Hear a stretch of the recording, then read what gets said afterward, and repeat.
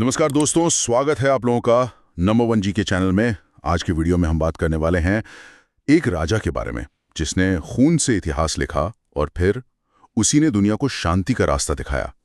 एक समय था जब उसका नाम सुनते ही लोग कांप उठते थे, और एक समय ऐसा आया जब वही राजा अहिंसा का सबसे बड़ा प्रतीक बन गया। ये कहानी है महान सम्राट अशोका की, क्रूरता से करुणा तक की एक अद्भुत यात्रा। क्या सच में एक इंसान इतना बदल सकता है? आइए जानते हैं।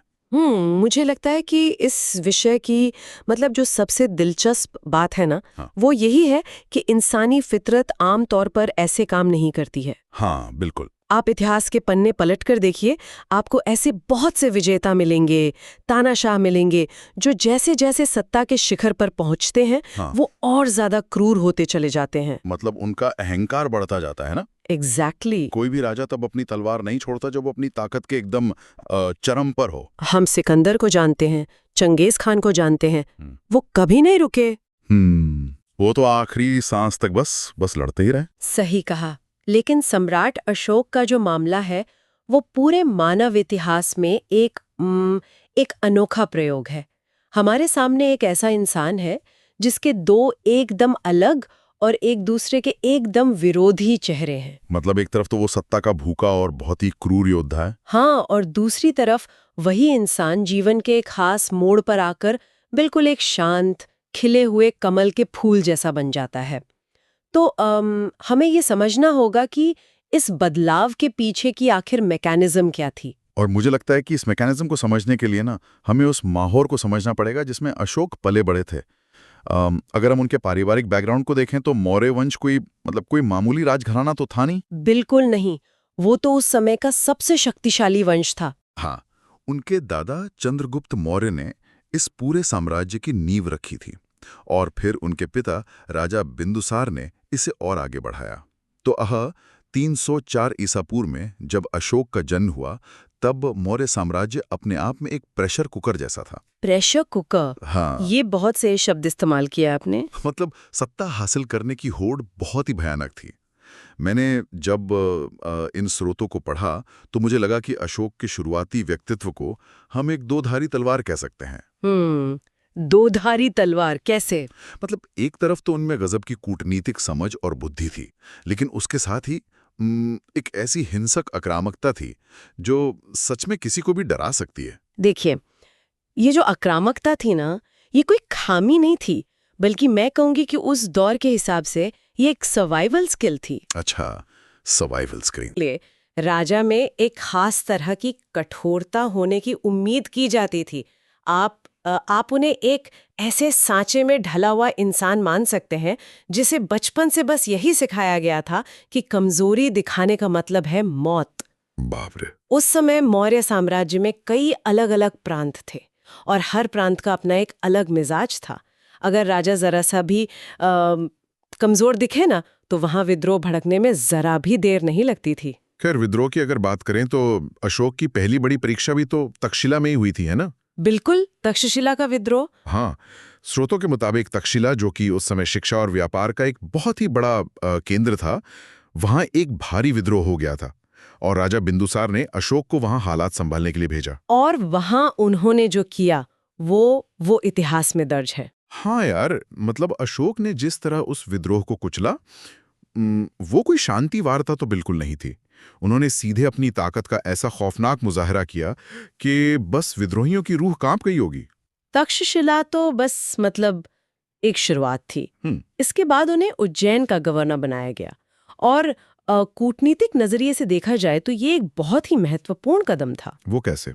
क्योंकि उज्जैन में रहकर अशोक सिर्फ एक सेनापति या योद्धा नहीं रहे, वो बाकायदा एक प्रशासक बन गए। उन्होंने वहां अर्थव्यवस्था, राजनीति और कूटनीति के सारे दांवपेच सीखे। लेकिन सबसे बड़ा और खूनी खेल तो तब शुरू हुआ जब असल में सत्ता पर कब्जा करने की बारी आई। जब उनके पिता की मृत्यु हुई? हाँ, बिंदुसार की मृत्यु के बाद राज्याभिषेक का जो रास्ता था वो कोई सीधा साधा नहीं था। ये एक बहुत ही भयंकर उत्तराधिकार का युद्ध था। बिल्कुल। और स्रोतों में यह साफ साफ लिखा है कि अशोक ने अपने ही भाइयों को हराकर और उन्हें मौत के घाट उतारकर सत्ता हासिल की थी। जी हाँ, मतलब 273 ईसा पूर्व में वो सत्ता में आए, लेकिन उन्हें अपना राज्याभिषेक करवाने में पूरे 4 साल लग गए, जो 269 ईसा पूर्व में हुआ। ये 4 साल का गैप बहुत कुछ कहता है। वही तो, ये 4 साल का गैप ही बताता है कि वो अंदरूनी राजनीतिक लड़ाई कितनी भयानक रही होगी। अब आप सोचिए, सत्ता पाने के लिए इतना खून बहाने वाला राजा जब आखिरकार गद्दी पर बैठेगा, तो जाहिर है वो शांत तो नहीं बैठेगा। बिल्कुल नहीं, उसका लक्ष्य तो और बड़ा हो जाएगा। उनका एक ही सपना था, अखंड भारत, पूरे भारतीय उपमहाद्वीप को मौर्य साम्राज्य के झंडे के नीचे लाना। लेकिन या मेरे दिमाग में एक बहुत बड़ा सवाल घूम रहा है, जिसका जवाब मैं आपसे जानना चाहता हूँ। हाँ, पूछे। अशोक के पास पहले से ही लगभग पूरा भारत था। वो एक विशाल साम्राज्य के सर्वे सर्वा थे। तो फिर कलिंग पर हमला करना इतना जरूरी क्यों था? क्या ये सिर्फ उनके अहंकार का मामला था? इसे सिर्फ अहंकार कहना न, उस समय की जो जियोपॉलिटिक्स थी उसको पूरी तरह नजरअंदाज करना होगा। कलिंग, जो आज का हमारा ओडिशा है, उस समय एक बेहद समृद्ध, शक्तिशाली और स्वतंत्र राज्य था। अच्छा, तो वो मौर्य साम्राज्य के अधीन नहीं था? बिल्कुल नहीं। और इसकी जो भौगोलिक स्थिति थी वो बहुत अहम थी। कलिंग के पास दक्षिण पूर्व एशिया के साथ व्यापार करने वाले बहुत ही प्रमुख समुद्री मार्ग थे। उनके पास एक बहुत मजबूत नौसेना थी और आर्थिक रूप से तो वो बहुत ही संपन्न थे। मतलब वो एक पावर हाउस था। एग्जैक्टली। अब आप जरा अशोक के नजरिए से सोचिए। उनका पूरा साम्राज्य फैल चुका है, लेकिन ठीक उनके साम्राज्य के बीचों बीच पूर्वी तट पर एक स्वतंत्र और ताकतवर राज्य मौजूद है जो उनके व्यापारिक मार्गों को चुनौती दे सकता है। ओहो, तो ये बात थी। हाँ, एक रणनीतिकार के तौर पर अशोक के लिए कलिंग को जीतना सिर्फ कोई जमीन का टुकड़ा हासिल करना नहीं था, बल्कि ये पूरे मौर्य साम्राज्य की आर्थिक और सामरिक सुरक्षा के लिए बहुत जरूरी हो गया था। मतलब ये एक तरह का सिक्योरिटी थ्रेट भी था और एक बहुत बड़ा आर्थिक अवसर भी। खैर, इसी वजह से 261 ईसा पूर्व में कलिंग का वो महाविनाशकारी युद्ध हुआ। इतिहास का सबसे भयानक युद्ध। सच में, जब मैंने इस युद्ध के आंकड़े पढ़े तो यकीन मानिए, वो आंकड़े किसी भी इंसान को अंदर तक हिला देने के लिए काफी हैं। 1 लाख से ज्यादा लोग उस युद्ध के मैदान में मारे गए। 1 लाख लोग? और 1.5 लाख लोगों को बंदी बना लिया गया। और सोचने वाली बात यह है कि ये तो सिर्फ वो नंबर हैं जो कहीं दर्ज हैं। जो लोग युद्ध के बाद भूखमरी, बीमारी या बेघर होने की वजह से मरे होंगे, उनकी तो कोई गिनती ही नहीं है। बिल्कुल। और हमें इन नंबरों को न सिर्फ कागज पर लिखे आंकड़े नहीं समझना चाहिए। उस समय की दुनिया की जो कुल आबादी थी, उसके हिसाब से ये एक कल्पना से भी परे की मानवीय त्रासदी थी। मतलब पूरा शहर ही तबाह हो गया होगा। शहर क्या, कलिंग की पूरी अर्थव्यवस्था तबाह हो गई। जो 1.5 लाख लोग बंदी बनाए गए, आप सोचिए उनका क्या हुआ होगा। उन्हें गुलाम बना लिया गया होगा। हाँ, उन्हें गुलाम बनाकर बहुत दूर दराज के इलाकों में, खदानों में या फिर जंगलों को साफ करने के काम में धकेल दिया गया होगा। नदियां सच में खून और लाशों से भर गई थी। कलिंग का जो पूरा सामाजिक ढांचा था, वो पूरी तरह से ढह गया था। वो कोई आम जीत नहीं थी, वो एक पूरी सभ्यता का संहार था। और यहीं से कहानी में वो मोड़ आता है जो मुझे सबसे ज्यादा हैरान करता है। युद्ध खत्म होने के बाद अशोक खुद रणभूमि में जाते हैं। हाँ, वो दृश्य बहुत ही ऐतिहासिक है। चारों तरफ बिखरी हुई लाशें, रोते बिलखते अनाथ बच्चे और बस तबाही ही तबाही।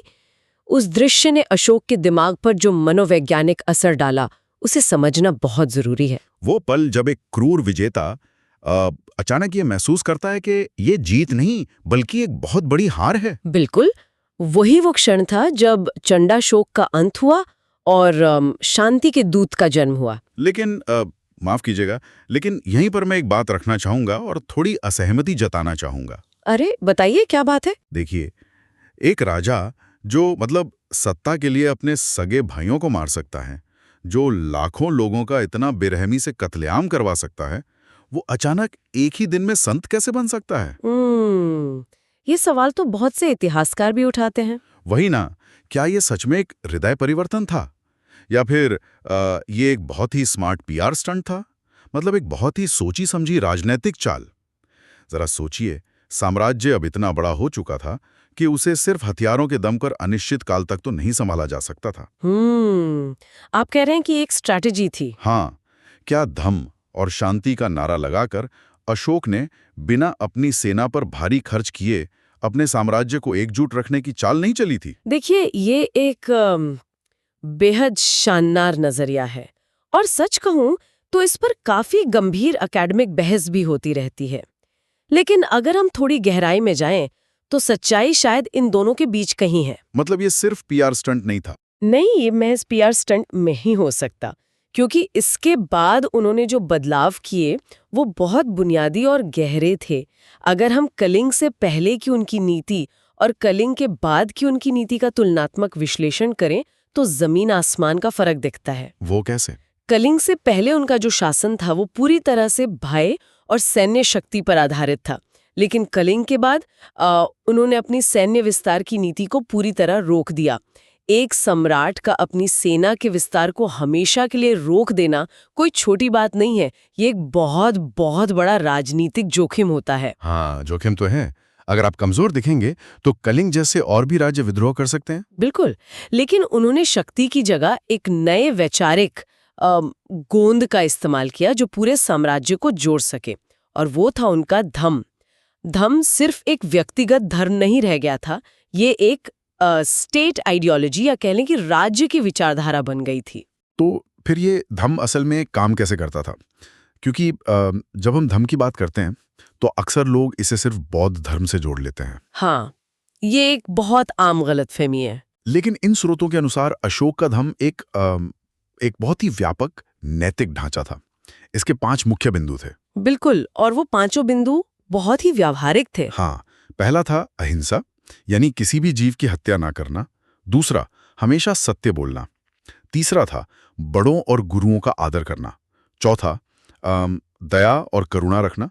और पांचवा, जो मतलब मुझे आज के समय के हिसाब से भी सबसे ज्यादा मॉडर्न लगता है, वो था धार्मिक सहिष्णुता, यानी सभी धर्मों का समान रूप से सम्मान करना। और यही वजह है कि इसे सिर्फ एक पीआर स्टंट कहना गलत होगा। अगर ये सिर्फ राजनीतिक चाल होती तो अशोक अपनी प्रजा पर सिर्फ आज्ञाकारिता थोपते कि बस मेरी बात मानो। हाँ, डरा कर रखते। लेकिन वो एक कदम आगे गए। उन्होंने जानवरों तक के प्रति दया भाव को राज्य की नीति का हिस्सा बनाया। आप खुद सोचिए, उस समय के समाज में जहां धार्मिक पशु बलि एक बहुत ही आम बात थी, वहां ऐसा नियम लागू करना सामाजिक और धार्मिक रूप से कितना चुनौतीपूर्ण रहा होगा। सच में यार, ये बात मेरे लिए सबसे बड़ा मोमेंट थी। जानवरों के अधिकारों की बात आज हम 21वीं सदी में कर रहे हैं, और वो इंसान 2500 साल पहले से बाकायदा लागू कर रहा था। बिल्कुल। लेकिन यहाँ फिर एक सवाल उठता है। नीतियां बनाना और उपदेश देना तो बहुत आसान है। आज के नेता भी मंच से बहुत बड़ी बड़ी बातें करते हैं। सही बात है।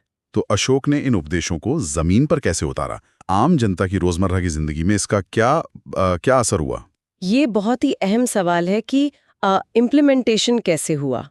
अशोक ने बुनियादी ढांचे या इंफ्रास्ट्रक्चर में ऐसे काम किए जो उस समय के किसी भी राजा की सोच से बहुत आगे थे। क्या क्या बनवाया उन्होंने? चिकित्सा की बात करें तो उन्होंने इंसानों के लिए तो अस्पताल बनवाए ही, साथ ही जानवरों के लिए भी अलग अलग अस्पतालों की व्यवस्था की। रोकिए, जानवरों के लिए अस्पताल उस जमाने में? इसे अगर हम लॉजिस्टिक्स के नजरिए से देखें तो उस दौर में तो इंसानों के लिए भी डॉक्टर्स मिलना मुश्किल होता होगा। उन्होंने जानवरों के लिए कैसे मैनेज किया होगा? वही तो। ये दिखाता है कि राज्य के पास कितना पैसा और कितना मजबूत प्रशासनिक ढांचा रहा होगा। सही बात है। इसके अलावा उन्होंने पूरे साम्राज्य में सड़कों का एक बहुत ही बेहतरीन नेटवर्क बिछाया।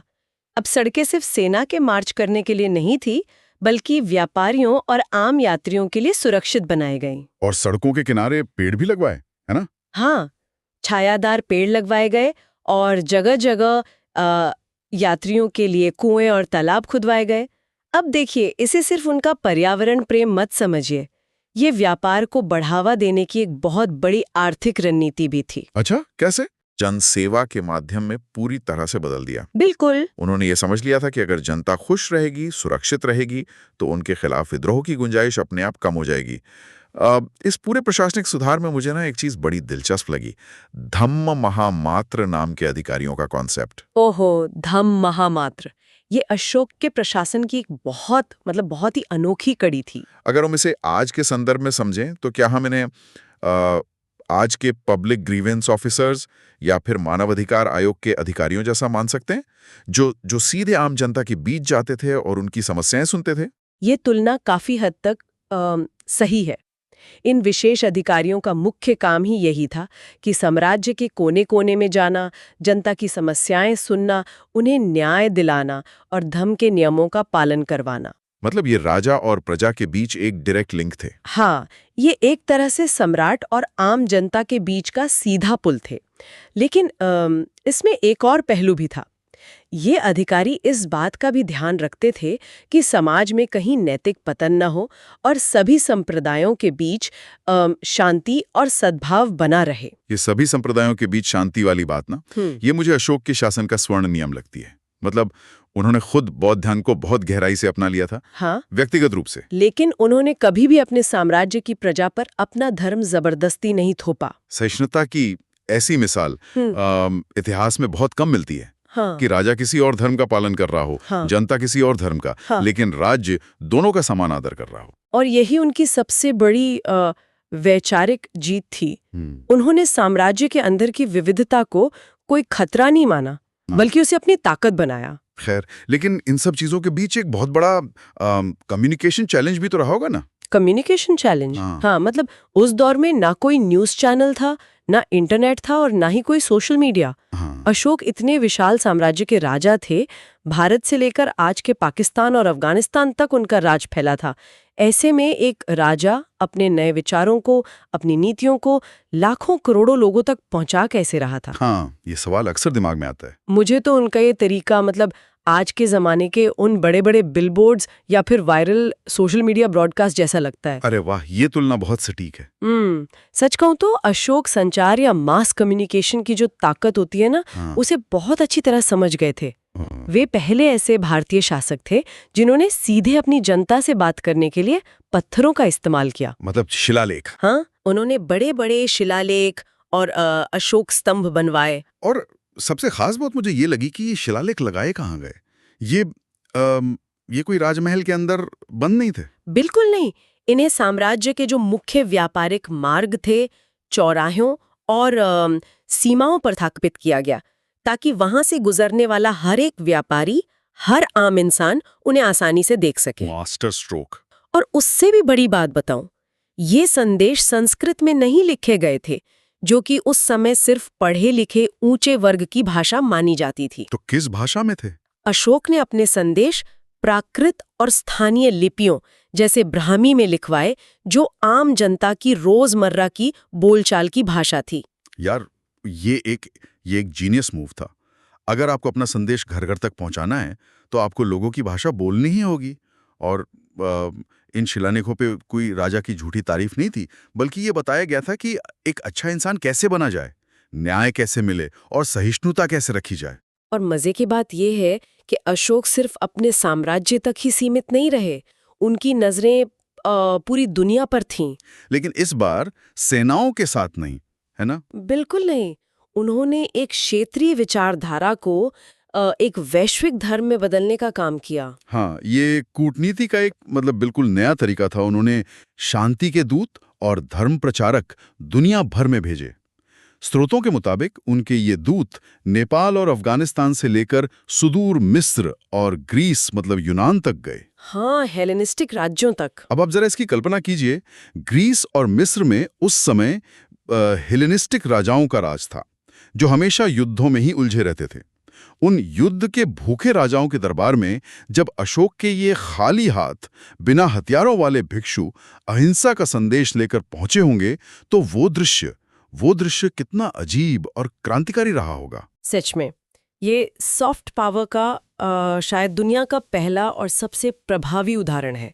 अशोक पूरी दुनिया को ये दिखा रहे थे कि भारत केवल एक सैन्य महाशक्ति नहीं है, बल्कि एक वैचारिक और आध्यात्मिक महाशक्ति भी है। बिल्कुल।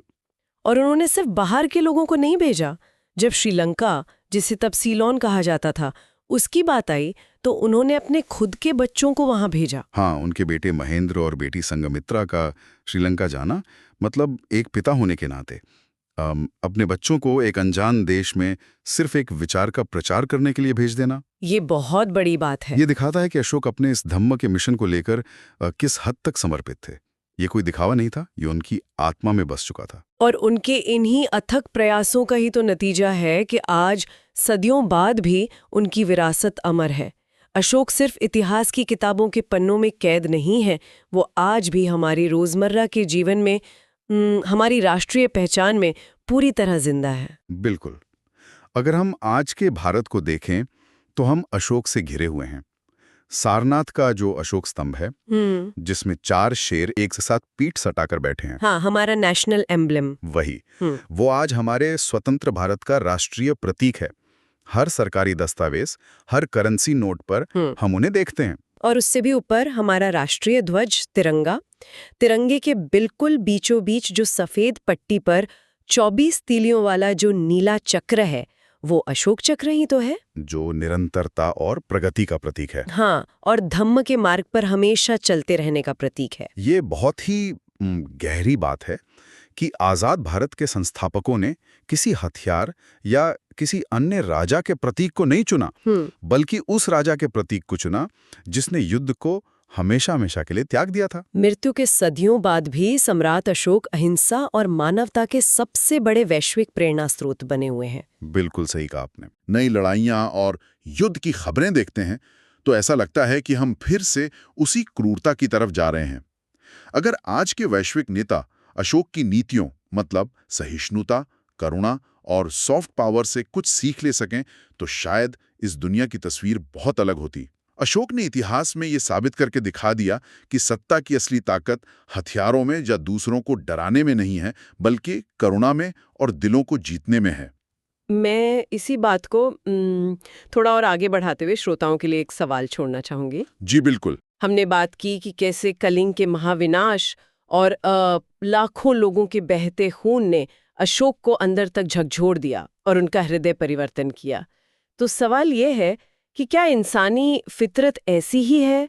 क्या अपने भीतर की करुणा और इंसानियत को जगाने के लिए हमें हमेशा किसी कलिंग जैसी बड़ी त्रासदी या विनाश का इंतजार करना पड़ेगा? या फिर हम बिना तबाही देखे भी अपनी तलवार को कमल के फूल में बदल सकते हैं? इस पर जरूर सोचिएगा। बहुत ही गहरा सवाल है। धन्यवाद दोस्तों। अगर आपको ये जानकारी थोड़ी सी भी पसंद आई हो तो वीडियो को लाइक, शेयर और सब्सक्राइब जरूर करें।